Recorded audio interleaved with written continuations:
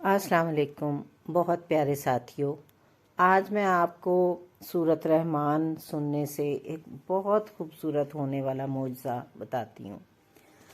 काफ़ी साल पहले हमारी कमेटी ग्रुप में एक नई खातून, एक नई फ्रेंड ऐड हुई और अच्छी प्लेजेंट सी पर्सनैलिटी थी।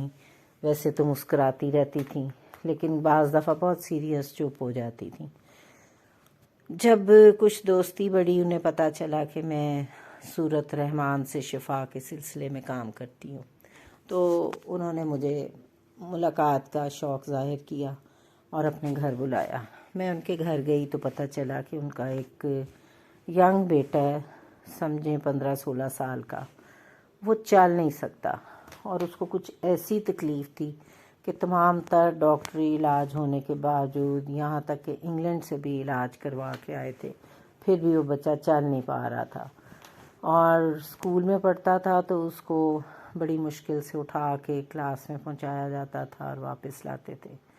और स्कूल की पहले क्लासेस अपस्टेयर्स थी, लेकिन उस बच्चे की वजह से स्कूल की मैनेजमेंट ने क्लास नीचे शिफ्ट कर दी ताकि उसको लाने और बिठाने में आसानी हो।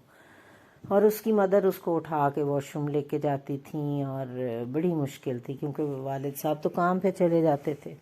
तो वो खातून रोने लग पड़ी और बहुत परेशान नज़र आ रही थी।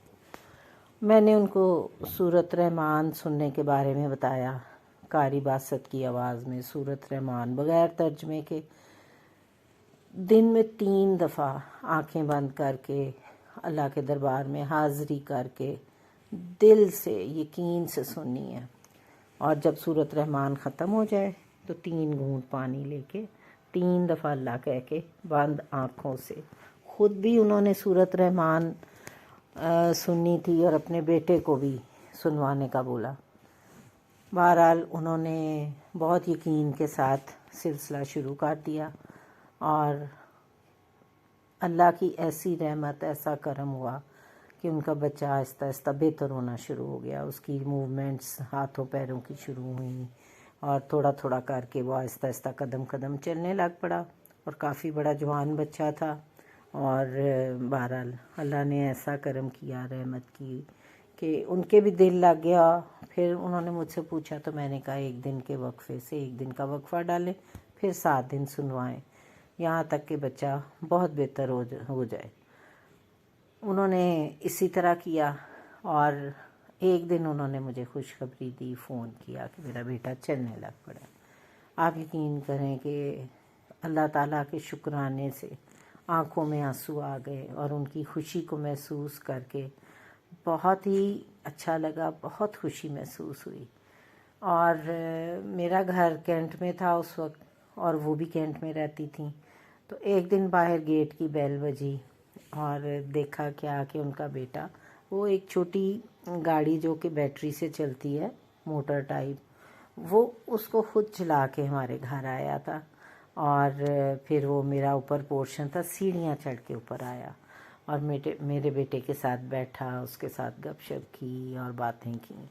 आप यकीन करें कि वो रूहानी दिली खुशी और सुकून जो और किसी चीज़ में नहीं मिलता, वो जब अल्लाह ताला की रहमत से कोई बंदा ठीक होता है तो वो सुकून मिलता है। और ये सुकून ज़िंदगी में अपने अंदर उतरता चला जाता है जब आप अल्लाह के बंदों की, उसकी मखलूक की खिदमत करते हैं और उनके लिए काम करते हैं। और आज वो लोग दुबई में हैं। उन्होंने उस बच्चे की शादी कर दी और उसके भी 2-3 बच्चे हैं। तो अल्लाह ताला के सदके जाऊं, कुर्बान जाऊं कि इतना रहीम है, इतना करीम है, इतना रहमतुल्लिल आलमीन है, इतना फ़ज़ल करने वाला है। और जितना उसका शुक्र अदा करते जाएं उतना ही काम है, जितना शुक्र अदा करते हैं वो उतना ही नवाजता है। सो प्यारे साथियों, उठते बैठते उसका शुक्र अदा करें। कोई किसी को मुश्किल में देखें तो प्लीज़ उनको ये सूरत रहमान सुनने का पूरा तरीका और नुस्खा बता दें ताकि उनकी मुश्किलें भी आसान हो, क्योंकि कुरान शरीफ शफा है और इसका सुनना बहुत अफजल है। और जिस तरह वो ठीक हुआ बच्चा। इसी तरह अल्लाह करे कि सबके ऊपर रहमत और करम हो और सबके घर में खुशियाँ आएँ, और अल्लाह ताला आपको तौफीक दे कि आप इस पैगाम को आगे फैला सकें।